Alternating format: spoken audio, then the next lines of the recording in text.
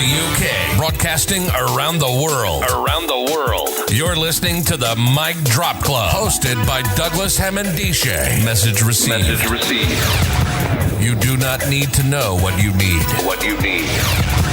Just engage with the podcast feed. Providing weekly insights into cool stuff we've read, saw, did, or heard about what made us say, wow, eureka, damn, nothing is off limits. If it motivates and inspires you to reach your goals, then it shall be discussed. Featuring guest interviews from high performers and people of influence, and weekly awards for the best mic drop moment. This podcast is guaranteed to leave you pumped up for the week ahead. Don't just live life. Make life boom. Good morning, people out there. Hopefully you're having a fantastic, brilliant weekend. I know Monday's fast approaching, but today I want to share with you a beautiful conversation I'm going to have with a close friend of mine by the name of Ian Binks. We're going to be discussing why digital is so important within the NHS. Okay, and also obviously the health and social care factor environment. So Ian is responsible for delivering complex clinical solutions. So don't let that title kind of like scare you or make you think that this conversation is going to be so high level. This conversation is all about bringing home very complicated digital solutions, or the digital solution paradigm, the conversation as to why it's so important, so everybody can understand it, whether or not you're within health or social care, or you're somebody on the outside thinking, why is all this digitization taking place? And does it even add value when I go and see my doctor or my nurse for some treatment? So Ian, with no further ado, how are you doing, and welcome to the Mic Drop Club. Hey, Douglas. Thank you so much for the invitation. I'm doing great. It's great to talk to you on the NHS's 72nd birthday. You know? Oh, brilliant. Serendipity. We're on the NHS's birthday. So, yeah, no, looking forward to this. Yeah. And what a beautiful thing the NHS is, as we're seeing with the coronavirus pandemic around the world. We are very lucky in the UK to have the NHS. And we do salute all the people that work within the NHS and supporting agencies that deliver care, because it's not the norm. Just travel across the pond and you see people, the health inequalities are far more acute, I would say, across the pond in the US and even in parts of Europe where they don't have the NHS. Yeah, absolutely. Look, I mean, I have a deep love and respect for this institution. I think we are so lucky to have it. We don't know how lucky we are sometimes, but, you know, I mean, my guiding principle in what I do is that, you know, healthcare should be a right to anybody, irrespective of, you know, whether you're born into money or not, where you live. Yeah. If you get sick, you should get looked after, and you shouldn't lose your house because of it. So exactly. I totally salute you on that one. That is exactly my sentiment as well. Health is a right. It's a right. It is. Right. Yeah. Yeah. So a big conversation in terms of health technology, digitization of health. First of all, how did you get into this space in the first place? What's your journey been like? I got into the space almost by accident, I guess. You know, I started out when I left university. I started out in hospitality. I was a restaurant manager. Did a bit of chefing, looking after a bar, which in your early 20s is fantastic, you know, but when you get to kind of 25, 26, you're working 100 hours a week. And you think, well, one day I might want to start a family. This doesn't look too cool. So I jumped ship and ended up in sort of technology sales, which just took me on a path to healthcare tech. And I just loved working with healthcare organizations, primary care, secondary care, you know, seeing how the sensible application of technology can really make a difference.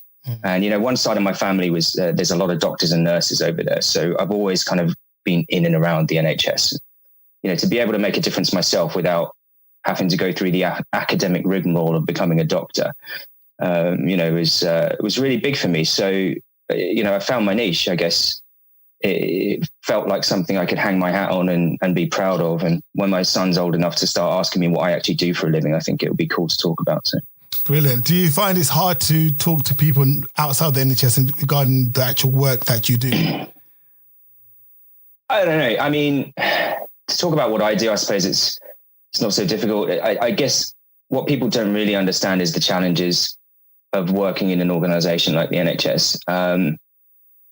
Because it's such a massive organization, but it is still siloed and disconnected and fragmented.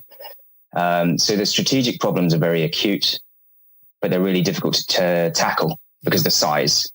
So I think most people really just don't get what goes on behind the scenes of hospitals. We know about doctors and nurses and how hard they work and how underappreciated they are. But most people don't see the stuff that goes on under the fabric of that. That supports it. Yeah, it is a beast, definitely. On the surface, people who don't know think it's just one organization and it works seamlessly with each organization. But there's so many moving parts to this within even a single hospital. There's so many different services and teams. So where I struggle as well is trying to explain how big it is when the media doesn't still portray it in that complexity. It still brings it back to a single NHS all the time. And so over the last few years, particularly around, I would say, when we talk about integration, a typical person might not understand how difficult it is to push data between different services. They might take it for granted or take it as the norm that data does move freely and transparently across different services and don't even have those conversations around data sharing agreements and stuff. All the complexities actually are enabled from a clinical perspective and also a technology perspective to make that actually work. Yeah, absolutely. And I think, for most people out there, the NHS is the NHS. It's one organization. And so, why is it difficult to share records amongst different parts of it, whether it's mental health and acute health, or whether it's your GP and your hospital? Most people don't understand that even in a single hospital, in one small part of this organization, there's 400 or 500 different IT systems handling all sorts of different things, plus all the paper records. And I remember once, many years ago, I took my grandfather to an appointment at Northwood Park Hospital. So he was getting the results of a scan. And, we walked in there, we went to sit down and get the results of the scan, and the doctor sat there and he opens this massive paper record. I mean, it was like a foot thick because, my grandfather was like 94 and, he'd been around the block a few times. Yeah. So he had this gigantic paper record and he's going through it and he goes, right, so you're here for a dye scan, to see about the circulation in your leg. I was like, no, he's had the scan. We're here for the results. I was like, no, you're here for a scan. Okay. He's definitely had the scan. And we went through this backwards and forwards. And it turns out he had two paper records, one in the name of his old GP, one in the name of his current GP. And there was no rhyme nor reason to what's going into each of these records. It was just pretty random. So some of the stuff's in one record and some of the stuff's in another record. And I just sat there and I thought, it's wrong. This is wrong, Because the guy was 94 years old. He's Cypriot. If he was on his own, he would have just had another scan, and that's not right. This is where the wastage starts to come in. That's one case of one patient in one hospital. And this kind of thing is happening all over the place. So. Yeah, exactly. And you talk about the wastage. It is not just a waste in terms of clinical time. You're actually introducing more radiation to a patient. Yeah. So there's patient safety implications there when we do duplicate processes, which is rife. And I do remember the paper-based records. And typically the older you get, the bigger the volumes, the more volumes you get of paper. Yeah. So from 2000, I think the early 2000s, I really got into digital technology myself as well, in the health space, and the digitization agenda came about, and trying to really make the case of why it's important for clinical records to become digitized in the first instant. We went through that journey whereby a lot of it was just replication, really. Like you have a clinical notation, digitize the clinical notation to make it look digital. And that didn't provide any more advantages to the actual process because just copy, literally. Yeah. Yeah. Just doing the same process, just whether you're on a keyboard or a piece of paper. Yeah. So it's in terms of moving the conversation forward, like why digital is so important and finding the value, I guess that is the benchmark, really. That's one of the things you have to go against, not just replicating existing processes. So the resistance that we get sometimes when we are discussing with fellow clinicians, managers, in terms of advancing a process and reimagining a process is one whereby you get a lot of fear. Yeah. So how do you tend to deal with that sort of resistance that you can get? You've got to engage properly. I mean, the projects that I work on, they're pretty complex clinical projects. So a lot of stuff I do at the kind of ICU end, also perioperative management. But I work across the spectrum. But always it involves integration with other systems, and it involves workflow change. And the thing about workflow change is there's always resistance to it. Change is scary. And in a high pressure clinical environment, there's always the worry that change introduces risk. And when you introduce risk, it impacts patient safety. So the only way to really do it is to fully engage with the clinical teams, the nurses and the doctors, and understand what they do. Before you get anywhere near, this is what the solution is going to look like, and this is how much it's going to cost you. You've got to talk about why you're digitizing. Okay, what is it you do now? What is it that works well in your current workflows, and you simply want to just lift that off paper and put it into digital? And what is it that you can't do effectively because of the current systems? So, for instance, admission forms in an ICU, on paper, super easy, because paper is the easiest thing to input data into. So do you want to change that workflow? No. You want to just do a really easy version of it in a digital format. But when you introduce something like a workflow for, say, putting a patient on renal replacement therapy, you have a set of specific steps that go on when you put that patient on that pathway. So when you digitize that, you have the opportunity to automate some of this, to say, well, I'm the consultant and I'm saying the patient's going on CRRT. As soon as I do that, then tasks get generated for other people to do what they need to do. And that's the kind of thing that you can do with digital, but you only ever do it if you really, really engage. If you turn around and you say, you need to buy this solution because it does this, you're automatically on the wrong side. Yeah, and that's echoed by a conversation I had with Dr. Giles Morrison. He's in the same digital space, providing a lot of quality and value in Germany around the health digital transformation. It's exactly what he's talking about. Is the level of engagement needs to really be addressed, because shouldn't be superficial in terms of one exercise shadowing a clinician. It's the deeper you can engage, the more information you get back in terms of, because sometimes the clinician is doing a task just based upon the way they were instructed to do a task. And just because you've shadowed a clinician doing a task doesn't mean that clinician is even doing the task effectively or in accordance to the protocol and principle. Because I've had conversations with senior managers during digital transformation about a process. And they've given me, they've referenced a protocol. And they're quite right. So the protocol says this is how we do this process. However, I've said if you actually go to the coalface, actually go to the ward, that's not what they're actually doing. Exactly, here's our clinical governance. Okay, right. But if the tools don't support that, then that's not what your staff are doing. Yeah. They're doing what they can. Exactly. To keep the patients alive, right? That's what they're doing. Exactly. It's an environment like no other. And where you're adding value as understanding the complexities of the clinical processes and trying to reimagine them and creating better solutions.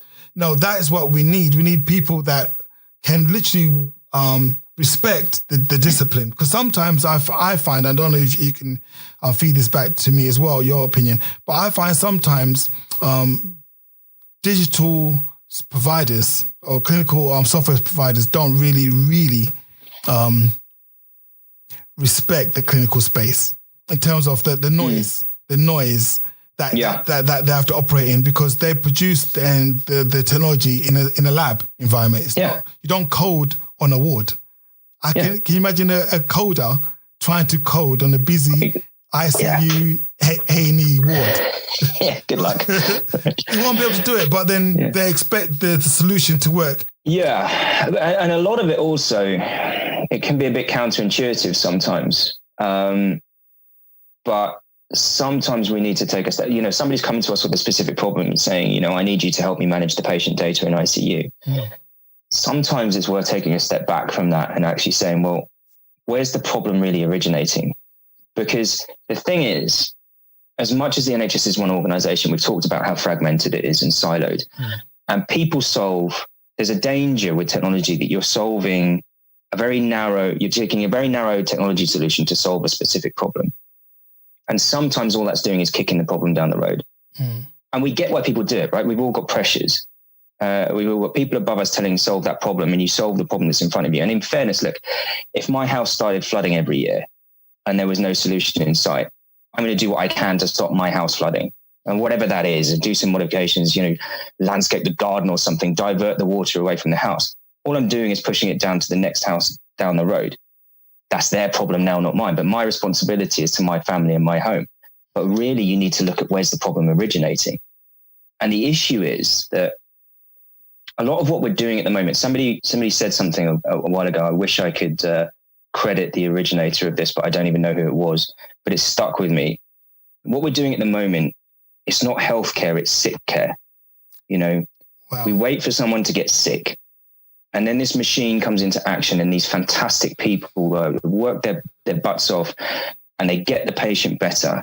And they get to a point where they feel they're well enough to go home. And at the moment with the pressures on beds, that bar is pretty low. And once that patient's gone, all the visibility's gone.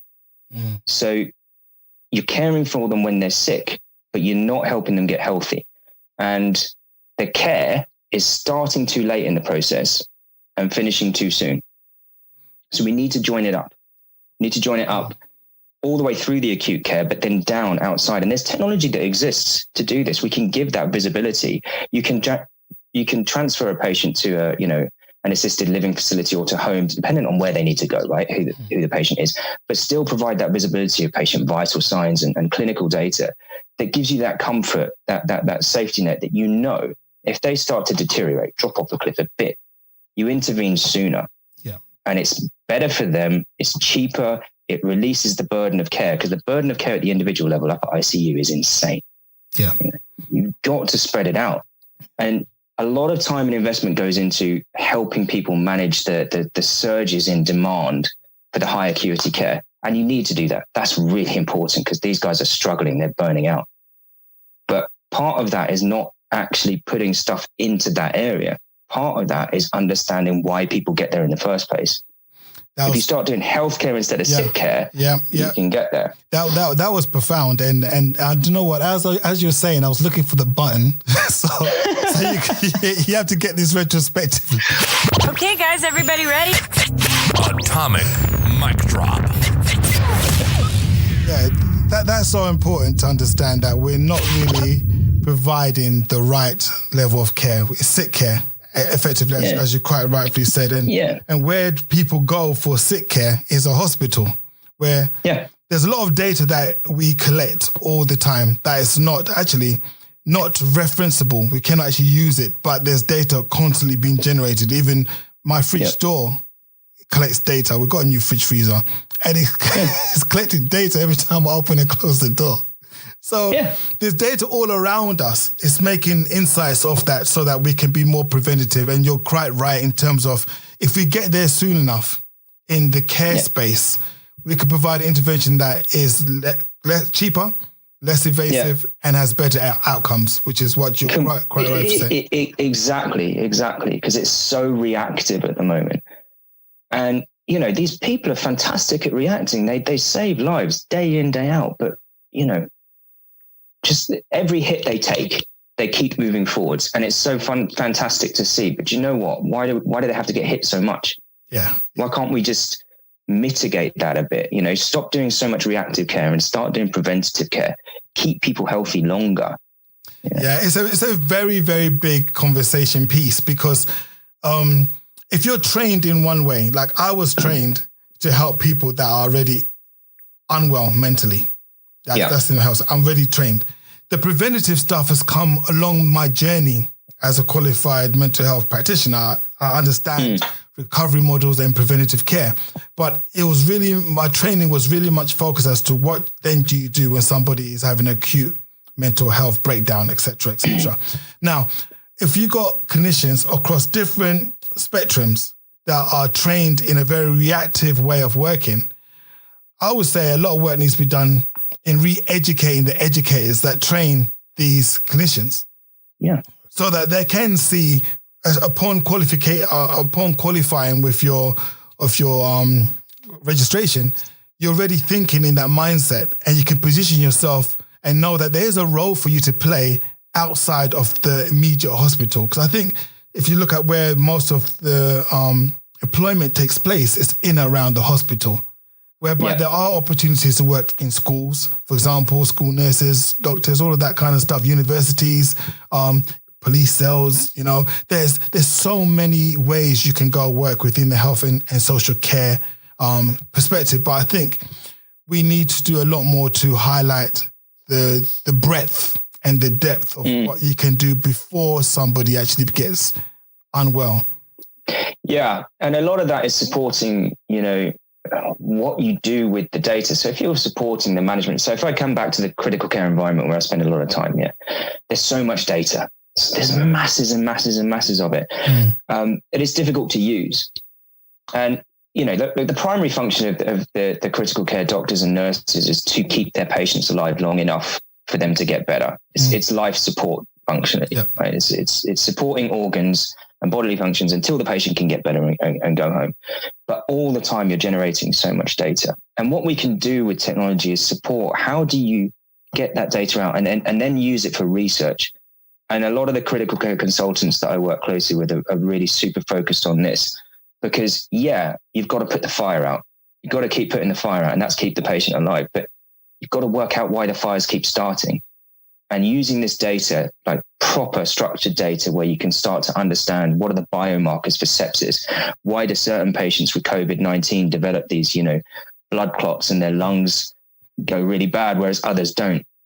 If you can start identifying consistent markers for these types of things, then you can create better ways of caring for these patients so they don't get to that point. So you're not getting patients with multiple organ failure from sepsis coming into ICU constantly because you pick them up so much earlier.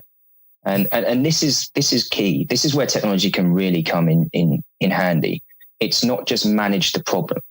It's let's go back further down the chain, see if we can pick it up when the patient's still relatively healthy, but they get a call from the cardiologist saying, look, the data I'm getting from your smartwatch, I've got one of these little smartwatches. It's pretty cool. Measures my heart rate all the time. Data I'm getting from that is showing something interesting. I'd like you to come in for an outpatient appointment, start them on a drug regime if they need to, before they have a cardiac arrest. Exactly. This is key. This is what I'm so excited about in technology. Yeah, so am I. I totally mirror your sentiment there, because if you look at I'll say BP before patient, before you become a patient. Yeah. We need the ability to manage data, the data that you're collecting across the raft of different devices, because that way we get the context right. As I was explaining to Dr. Giles the other day, that my blood pressure, if I'm in the dentist chair, is through the roof. It's just through the roof. And if you take that as that's how I am normally, you might prescribe me some medication, some beta blockers or whatever, which is not right. It's the context of your data. As I sleep, I'm emitting data. Even if I was a student, my grades could be indicating some sort of issue. My employment status. There's so much data that affects health. I think health is slowly moving out of the health-centric domain and moving into a more care, holistic type model that has not been clearly defined yet. But I think this is why I find it exciting as well, that we're coming to understand the importance of environment, street lighting, opportunities. COVID has really brought home like health disparities across the globe. and across the areas, and then targeting our resources around that is what will be key, because we want to stop people even becoming a patient. Exactly.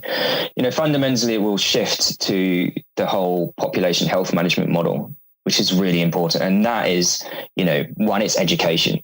Like, get people to eat better, get people to quit smoking, get people to drink less. These things are educational, and they come down to demographics as well. Social circumstances are super important here. So something needs to address that. That's a policy decision, really.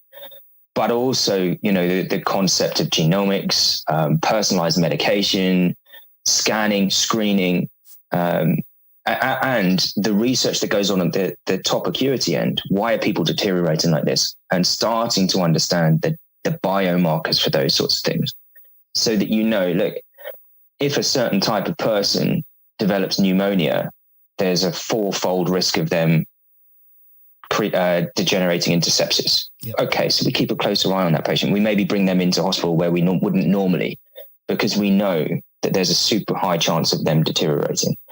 Things like AKI, all of these sorts of things that really, really damage people very quickly, but we don't understand why some people get it and some people don't.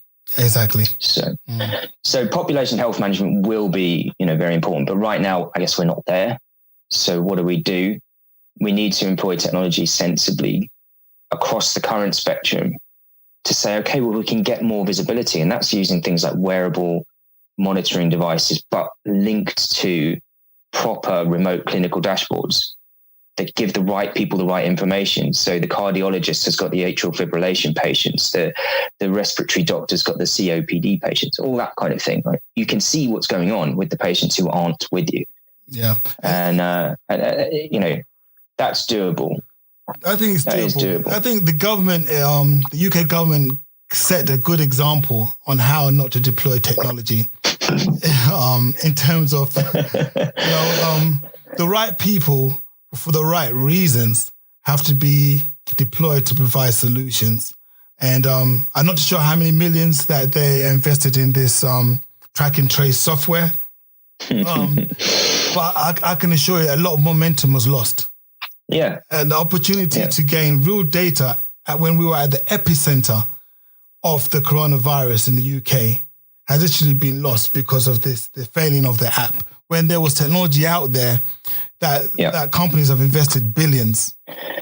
Yeah. And again, that's a political move, and it's, it's just unforgivable, really. This is one of the worries with technology. I love digital health for what the potential it has to offer, but there's pitfalls. There's issues where people create technology that really is solving a non-existent problem, and then they're looking for problems to solve with it, and that gobbles up investment that could be used elsewhere, and it distracts from the real solutions. And then there's the more insidious problem, which is where technology is used to paper over real systemic problems. So where you look at, you've got 80,000 vacancies in the NHS. We just don't have enough nurses and we don't have enough doctors. And you start deploying technology that says, it saves 40 minutes per shift, or, 10 minutes per patient, or whatever. And what that's doing is creating this mirage that problem of the lack of staff is not such a problem. Oh, look, this nurse has done a 12-hour shift and now she only has to do 20 minutes of additional documentation that she's not getting paid for instead of, 2 hours. Great. But is that solving the problem for the nurse? No. It's papering over, it's creating this mirage, and it's not acceptable because it allows people to get away with these policy decisions of not filling those gaps. What you need to do, instead of investing in this technology that's papering over the cracks, take that investment, use it to pay nurses what they're worth, pay doctors what they're worth, make it more attractive for people to train as nurses and doctors, make it more attractive for people to come to this country and work in the NHS. Why are you spending money on technology that makes it look okay? Yeah, you've got to support the staff first, right? Because it's not just that there aren't enough of them. People are burning out. People are suffering from serious mental health issues because it's traumatic. They watch people die, and it's not okay to just say, well, just get on with it with your 27 grand a year and I'll clap on the doorstep for you. I'm sorry, that's not cool. No, you're so right. And I've wrestled personally some real horrific scenes, and I've known that I can't really go anywhere outside the clinical environment for supervision, for support around that. It is an environment like no other. We shouldn't treat our nurses, our armed forces in such a way. We need to actually respect the discipline that they go through to do the tasks that they do so well. I think in support of what you're saying there, a big thing I've noticed is this whole wants and needs discussion. Yeah. You ask a clinician what they want, typically, they'll give you things that they might not actually need, and they end up and if software companies develop on the basis of a want, you find that the service doesn't improve clinically or in a far more efficient way. I.e., I just want a tablet. I want my clinicians to walk around with a tablet.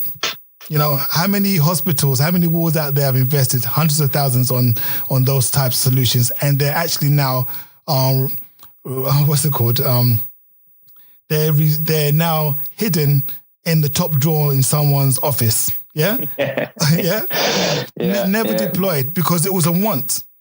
It was a want. I think at some point we need to move to needs. Yeah, particularly work around with taxpayers' money. I can have a want all day long. Like in Singapore, for example, I think the speed limit is something like 30, 40 miles an hour in Singapore. But they've got the most Ferraris in Singapore because people want them in Singapore. Yeah. But it's not practical. It's okay. It's your own money. You do what you like with it. But when we're working with taxpayers' money, there's no good saying, I want a solution. You should have a need. The need should trump your want. And that need should be something that's been clearly documented, clearly defined. That way you can measure it post-implementation. I think this is what tends to happen in some of the transformation pieces I work in. You deploy a piece of technology and you don't even have a good baseline in the first place because actually the trust is working with a want. Yeah, not a need. Because if you was a real need, you would have a benchmark number. Exactly. Yeah, because you understand. Your mortality rate's 1.3 or something like that instead of 1 or below 1. You understand you've got so many delayed transfers of care. Yeah. For it to be a need, you have to measure that data. But interestingly, so just on the flip side of that, sometimes the wants actually unpack into something really useful. So I was working with a doctor about a critical care information system, and we were doing an all-day demo and sort of on the coffee break, me and him were having a chat. And I said, what do you want out of the system? And he turned around to me and he said, I know this isn't going to happen right now, but what I want is in a few years' time, I want to be able to look after my patients from Waikiki Beach. All right, that sounds nonsense, but let's unpack this a little bit. Let's find out why. What are you talking about here? He says, well, look, I'm a consultant. I don't have to actually, be right next to the patient because primarily my job is making decisions. It's consuming the information, deciding on a therapy plan. And as long as I trust the people who are there at the bedside to do what they need to do, and there's people trained to do the procedures like tracheostomies and things like that, then I don't need to be there. And so okay, why Waikiki Beach? And he said, well, look, I'm already burning out, and I'm in my mid-40s. I don't want to burn out in my early 50s. And so my perspective is I want to work 3 months here. And then when I'm on nights, I work 3 months in Waikiki, because what I'm doing is working during the day there. And what I'm not doing is screwing up my body clock, going from days to nights and nights to days. Wow. And actually, right, it was a really, really important piece that we wouldn't really have got to if we weren't talking about the fact that he just wanted to sit on Waikiki Beach. Could have left it there and gone, well, that's just pie in the sky, right? But actually, it's a really, really key point. It is. Yeah, because you understand, he's going, if I burn out in my mid-50s, who's taking over from me? I'm the most senior consultant here. Who's coming up behind me? And it was a really interesting moment for me, because I thought, if we don't have these conversations, we're not really understanding what the technology is doing for these people. Yeah. Because ultimately technology, and this is where I've stopped using words I try to. So if anyone has quoted me saying enabling, fine, I accept it, right? I'm trying to, I hate that word enabling. I really do, but I find myself using it. But technology should ultimately move towards liberating clinicians from a process that they don't need to be doing. Yes. And that's where we need to be moving to. Enabling is I don't know. I really struggle with that. But what that use case you're talking about, that one use case about why Tiki Beach is useful. I totally get it. And having more conversations, frank, open conversations with those, with people that understand the problem. Because I guess if you really understand the problem, you can talk in the wants and the needs scenario. Yeah. Because you truly understand this is the guy that's looking to change where he works in order to still provide value at work. So exactly. In order to be able to do it better. And this is the point, because they're making life and death decisions constantly, and you need to be at the top of your game as much as you can, right? We all have up days and down days. Okay, but if you're constantly moving from days to nights doing 12-hour shifts, it gets you. I mean, look, if I look back at my days managing a restaurant and a bar, right, very different, but working 100 hours a week, getting up at 4 o'clock in the morning and going home when the police have finally dealt with all the drunk people, it gets to you. You make bad decisions, and we have the power to do something about that if we really, really understand what their problem is and what the technology can do. Because fundamentally, remote working from Waikiki Beach, is there architecturally a problem with that? No. I guess the issue at the moment is things like, connectivity, bandwidth. Governance. Can you guarantee that you'll be able to have a live connection? But, these are the interesting things. I think, it's the humanity of the piece rather than just saying, well, I've got this cool piece of technology. Do you want it? No, it's brilliant because what we've seen with COVID, we've seen a compelling reason for people to uplift the conversation around like what we do now, Zoom conversations, Skype calls, all of that kind of stuff.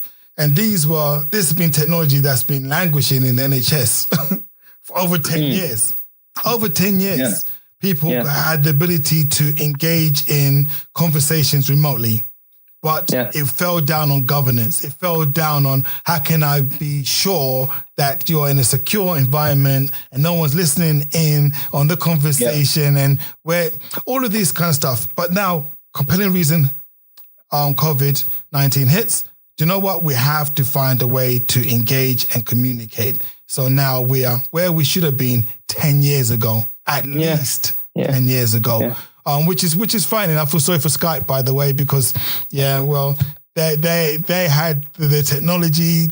Maybe the business model wasn't quite right for the NHS, but Zoom just came in and zoomed away.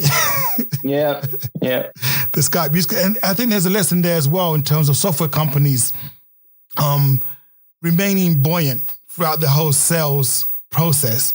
Because it's so easy to go away with your toys when you realize, when you come to the conclusion that a trust doesn't have the money or doesn't have the inclination, or they prioritize something else over your technology for that particular year, and go away with your toys and say, forget that trust. Just forget about that.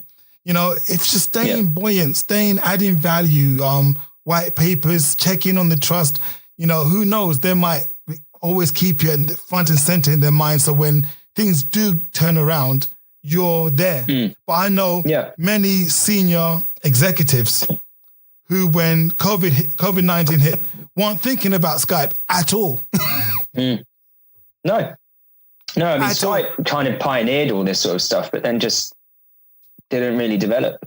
And you look at the functionality that you get with things like Teams or Zoom or whatever. Exactly. What people need to do in these meetings, they went those other routes because they just felt like, Skype doesn't really do enough. Yeah. And we're seeing that with, because as clinicians, we always look for a way to solve a problem constantly. So when WhatsApp came out, we were thinking, okay, we need to send messages across this hospital. We don't have the integration piece. But I know my doctor on the 3rd floor in the acute ward, I know his mobile phone number. I can send a message on WhatsApp. Yeah, and that's what they were doing for a couple of years before they got found out, and obviously IG got involved, and they're trying to make the whole situation a bit more secure. But again, technology is such that the community, I would say, the consumerization of technology is encroaching on the health space at an alarming pace. What our kids are doing with technology, we also going back to work and thinking, how can I be a professional, being trained for all these years, and my kid at home or the backseat of my car is playing with more technology than I have, and I'm patient facing? That's a travesty. That cannot be the case moving forward post 2020. Can I have it?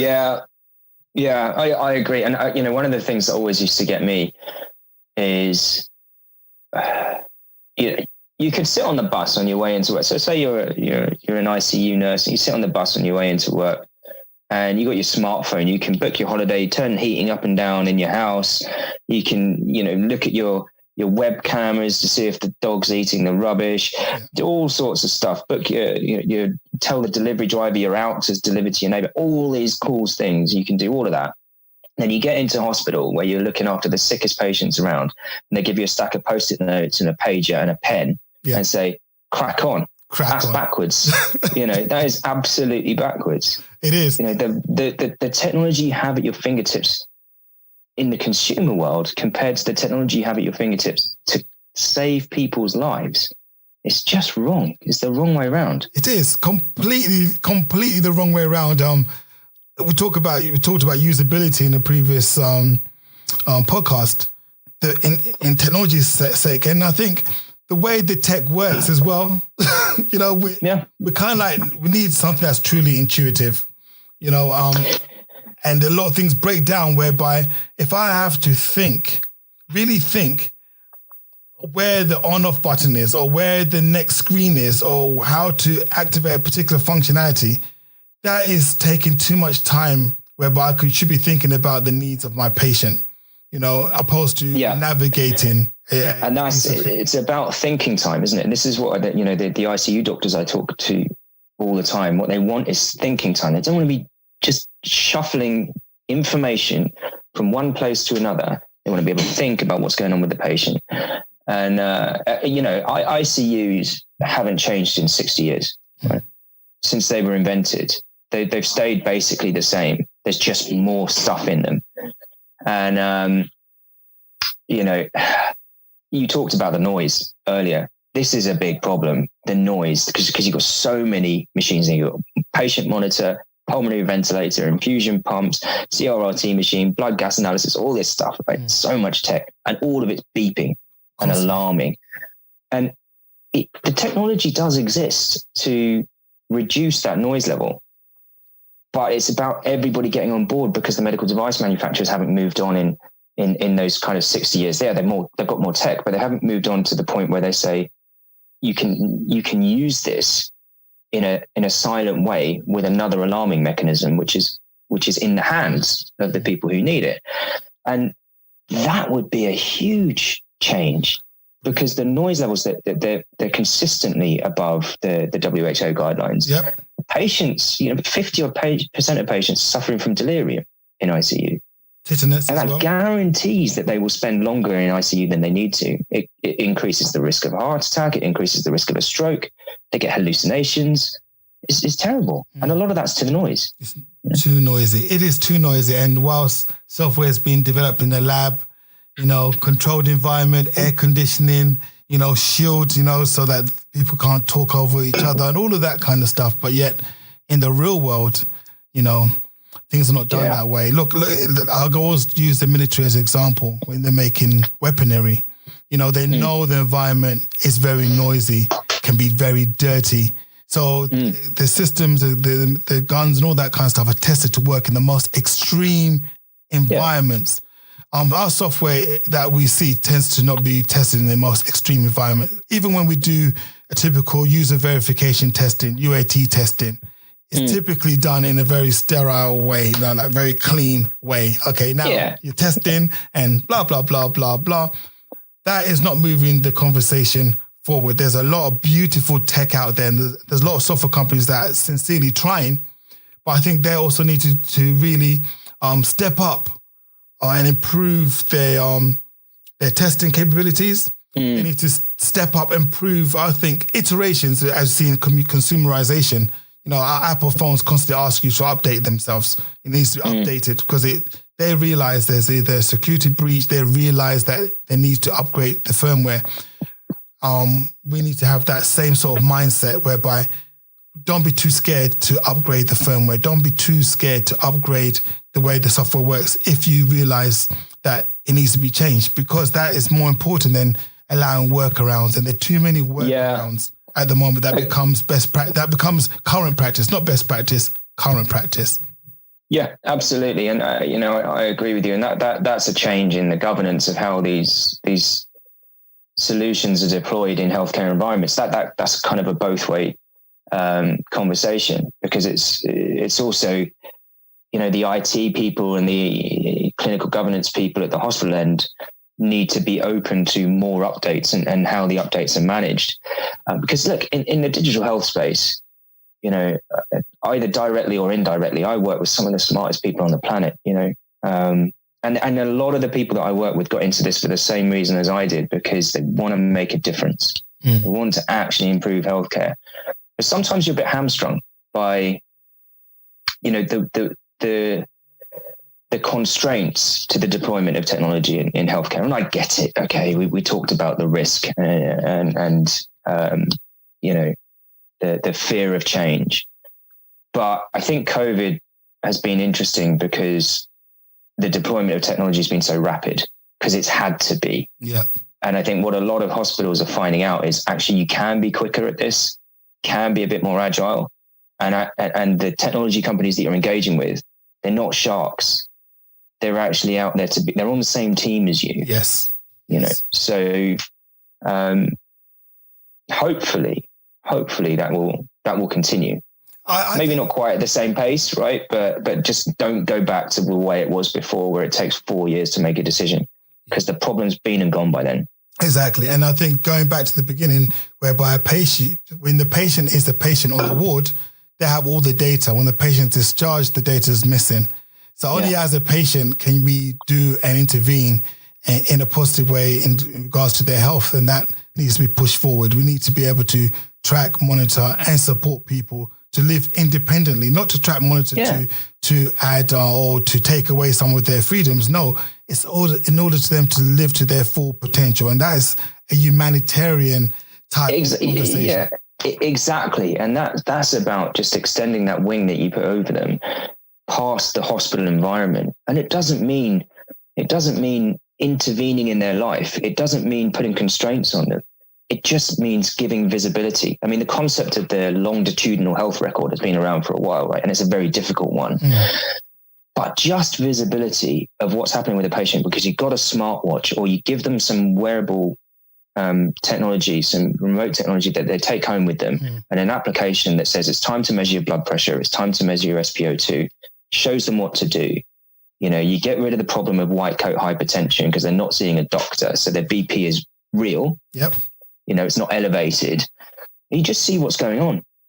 And 90% of the time you don't intervene, patient's fine. After a while you stop monitoring them.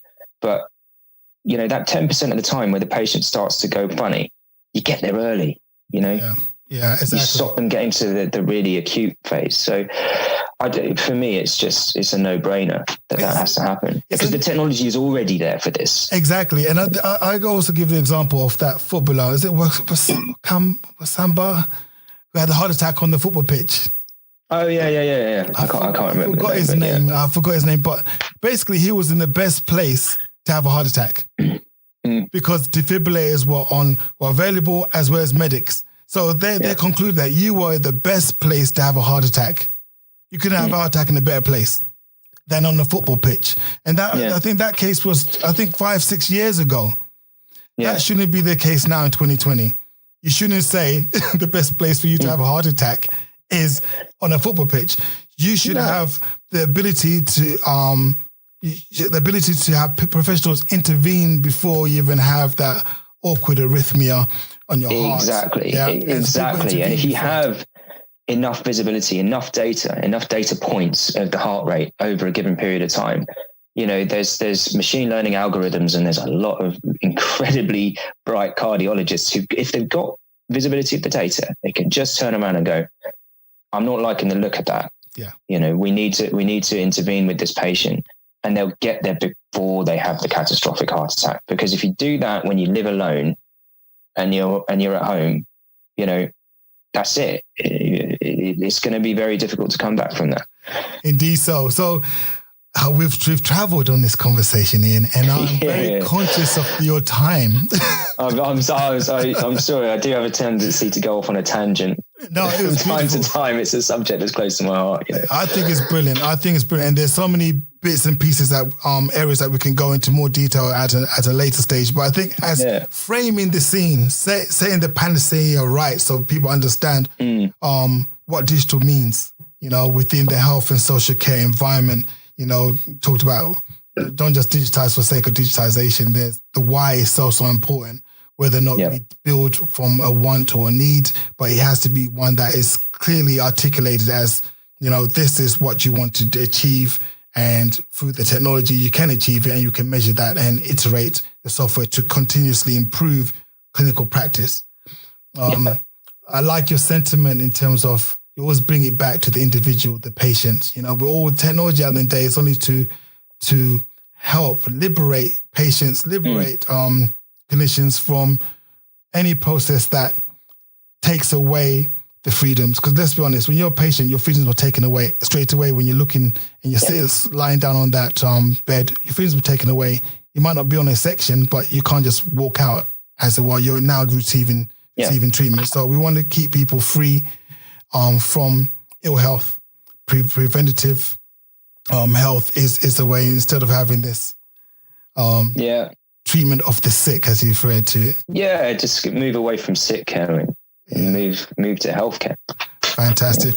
Keep people healthy, right? Indeed. So Mic Drop Club, we salute you, Ian. Have a fantastic week. Thank you very much. And you guys take care outside. Bye-bye. It's been an absolute pleasure. Thank you. Thank you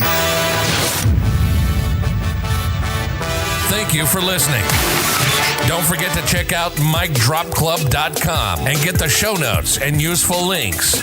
Subscribe to the podcast. Don't just live life, make life boom.